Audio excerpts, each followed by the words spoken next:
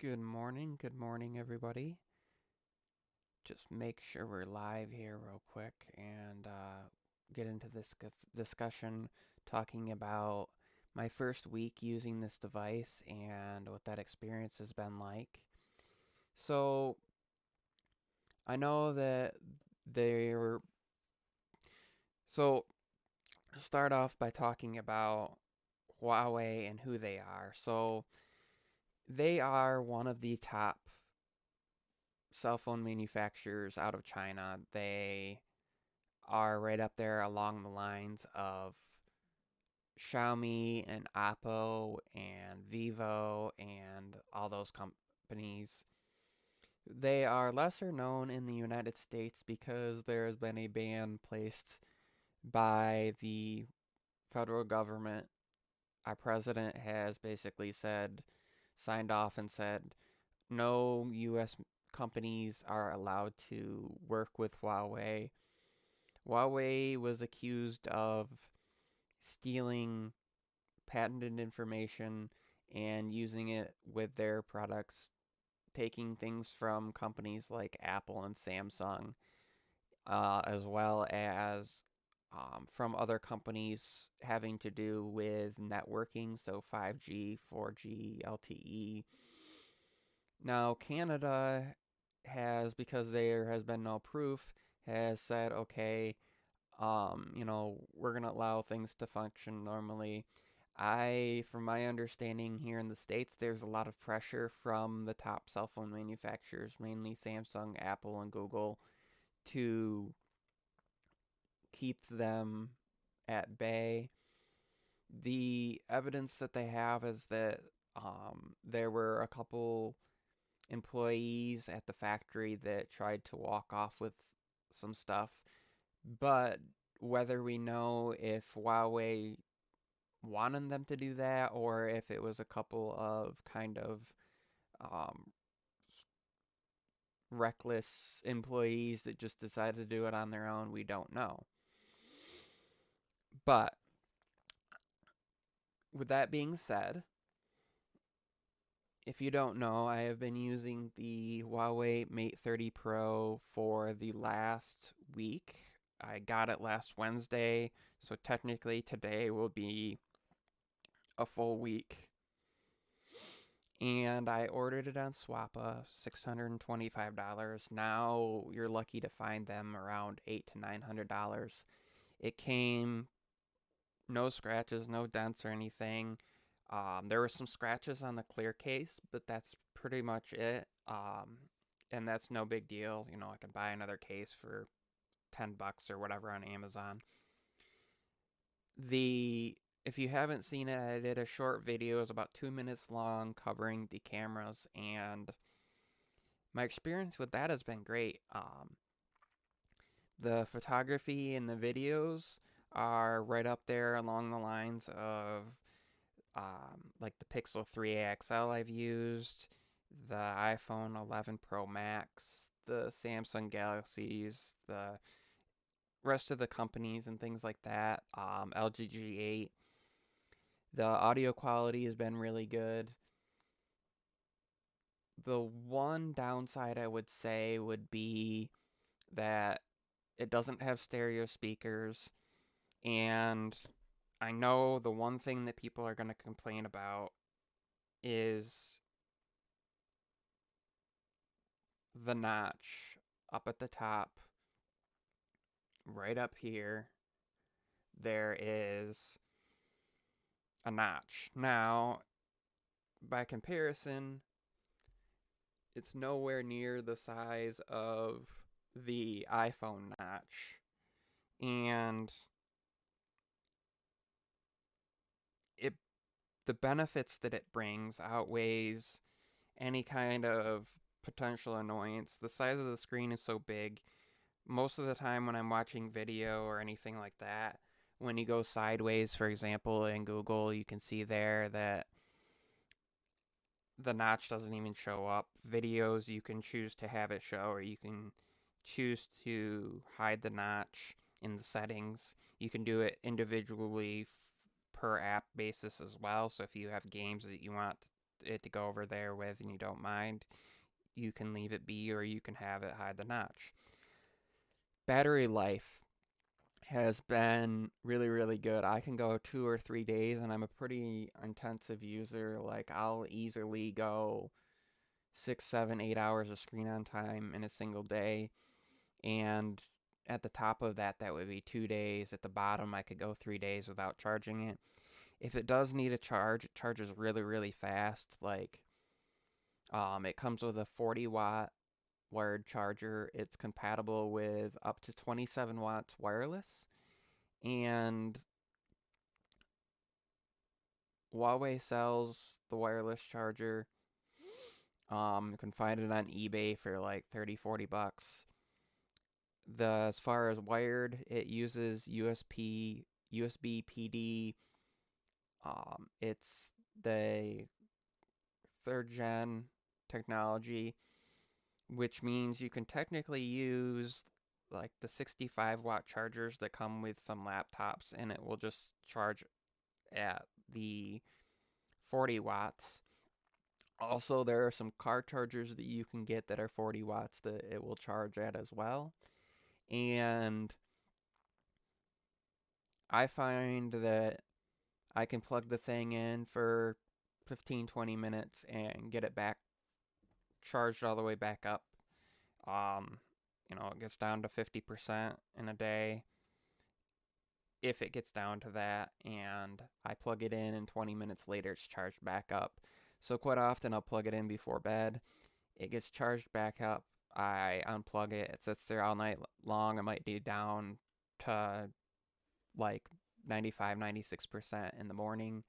I use it the next day and plug it back in at night.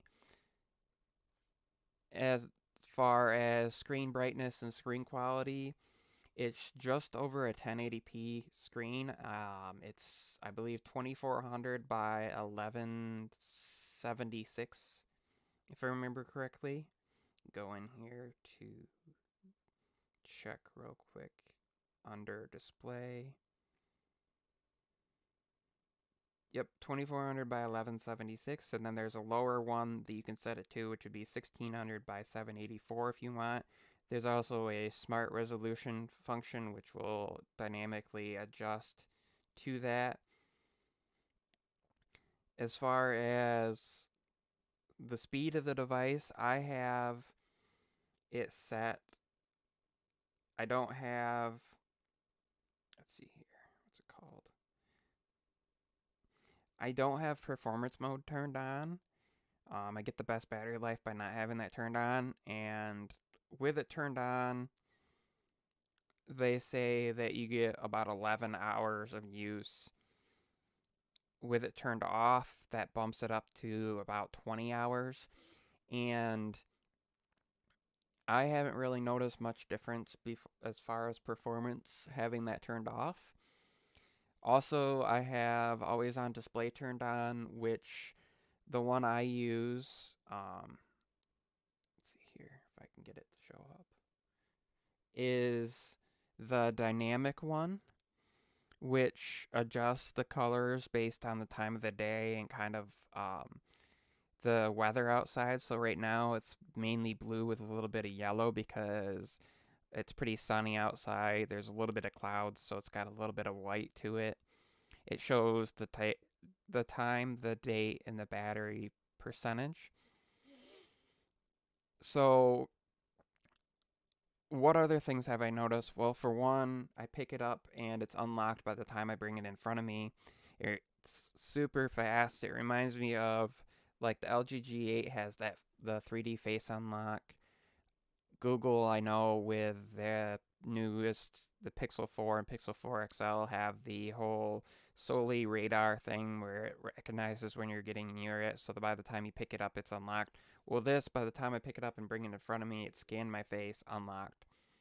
Also, it has an in-display fingerprint scanner, which I haven't ever had it not work, except for if I had something on my fingers, which, if you're trying to unlock your phone, dust your fingers off, clean your hands off, wash your hands, wipe them on a napkin, your pant leg, whatever.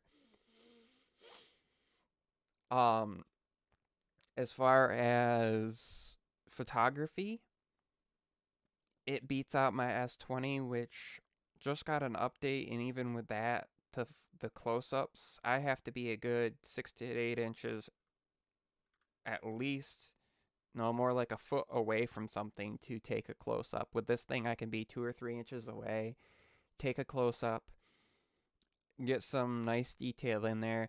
It has a 40 megapixel ultra wide, a 40 megapixel main sensor, and I'm trying to remember what the zoom. I want to say 8 megapixel, 3 times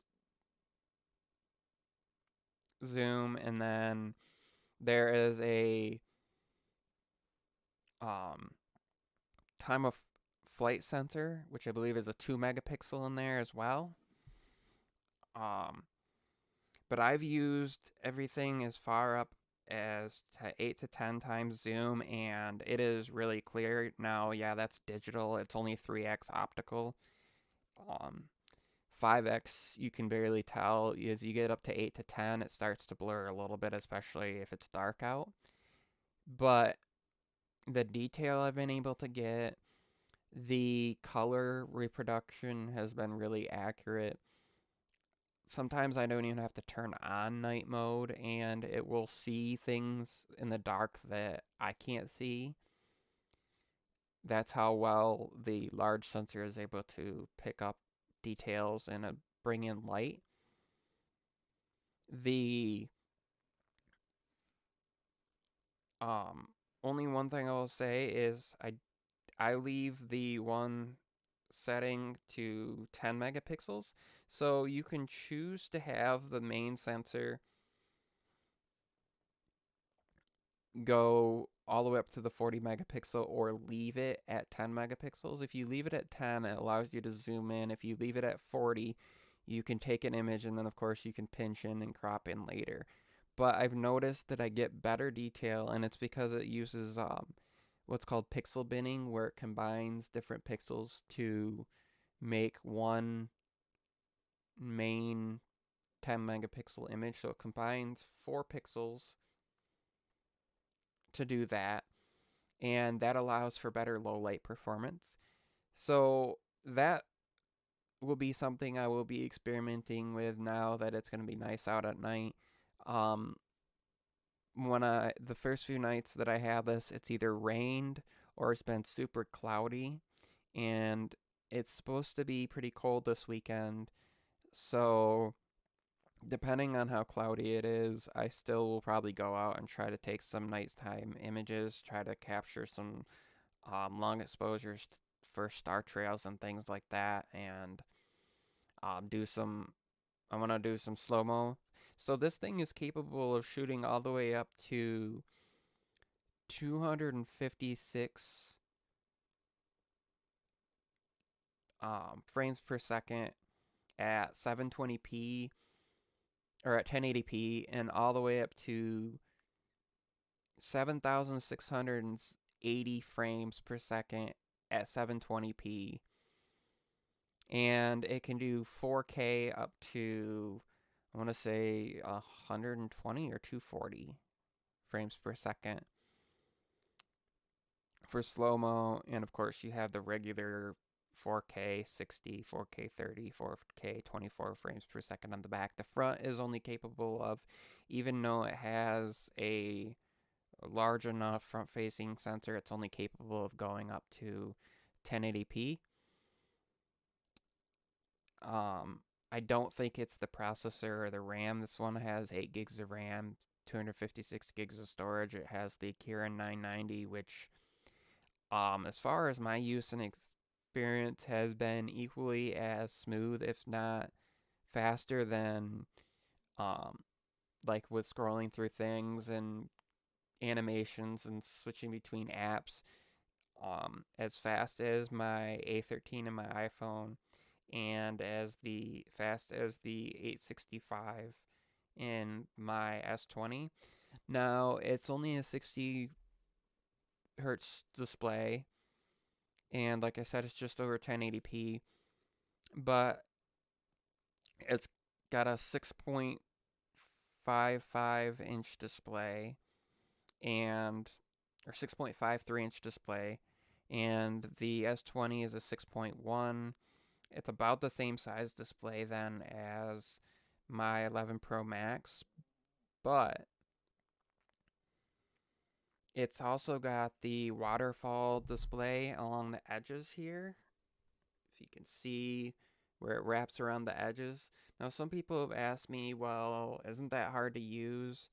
No, the benefits are, since this only has a power button, there's no volume buttons. I can double tap here to bring up the volume and just slide up and down like this.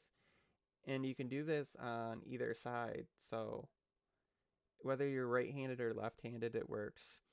Also, because the edges are so smooth, to hold in my hand, it's really nice, and the palm rejection that they've done is really good. Like, you can see here, I can still scroll through perfectly fine on Chrome, and it ignores things. I can reach up, double tap, double tap, bring up volume up and down. It works perfectly fine. No issues with that. The corners are more rounded, and it's more comfortable for me than when I had my Note 10 Plus. It's got a pretty good weight to it, but it's not super heavy. Like, iPhone is really heavy. I want to say the iPhone is about 220 grams, and this is about 180. So that's about 18% heavier the iPhone is. Also, some of the things that Huawei does as far as it will recognize which direction you're laying. So when you go to lay down, even if you have screen rotation on, it won't rotate if you're holding it and you go to turn your head sideways. And then if you turn it, it will rotate because it will recognize which way your eyes are looking at the screen if you have that turned on. Also, things like lift to wake, double tap to wake, you can unlock it from the always on display. You can unlock it from, without having to actually go to the lock screen. Fingerprint scanner has been really fast. It's the same kind that OnePlus uses in their phones. So it's where it's got to illuminate the display. It's not like the one like Samsung uses. So even though it has to illuminate the display, I feel like it's not as bright as like my 6T or OnePlus 7T one was, as far as lighting up the whole display and kind of blinding you. And the access to free backgrounds through their wallpaper gallery has been really nice. There's all different categories in there, from nature and cityscapes and sky scenes to animals to textures, natural textures, metals, all the way, anything from whites to blues, purples, pinks, reds, oranges, black, whatever color combinations you prefer. There's a bunch of free stuff through there. And for me, it only took me maybe a couple hours, and I took my SIM card out of my S20, put it in there, and haven't regretted it since. As a matter of fact, my S20 has mainly been off. I carry it with me and I use it, and I now have the S20 set on 120 hertz because I don't necessarily care when I don't need it to last all day. I'm not using it as intense, so I'll know that it will last all day. If I want to just scroll through stuff, or I want a smaller phone, or I'm not gonna want to carry my iPhone because having two big phones is really difficult, and I want to be able to take video of me using my Mate 30 Pro, I'll carry the S20. Or just, like I said, if I want another phone in my pocket that's not huge, I'll carry it. Also, the Mate 30 Pro has reverse wireless charging, which I've noticed to be pretty fast. I was able to charge the S20 Pro from 91 to 100%. excuse me, in 13 minutes, which may not seem very fast, but if you consider that it's using reverse wireless charging, which if you don't know what that is, basically take both of these phones, turn on the reverse wireless charging back to back because the other phone here, my S20, uses wireless charging, and it will charge it up. So the other day I plugged in my Mate 30 because I just doing my nightly routine, plugged it in, and I was like, I'm gonna see if how the S20 will charge up. So I had it Mate 30 plugged in, reverse charging turned on, sat the S20 on top of it. About 12, 13 minutes later, it was done charging. Now, if anybody knows that when it comes to charging from 90 to 100%, these devices are the slowest at that point. So, what I'm going to do next is drain the battery completely on the S20 and use that reverse charging to see how far I can charge the thing up, and do it at like 15 minutes, check it at a half an hour, 45 minutes, and an hour, and see how long it takes, um, how far it charges at those increments, and how long it takes to charge up to 100%. Then I am going to do that with the Mate 30 plugged in. Then I want to try to see what happens if it's how long it takes when it's not plugged in, if it gives it the same current, and how much battery it depletes from the Mate 30 Pro to charge the S20 all the way. Will it die?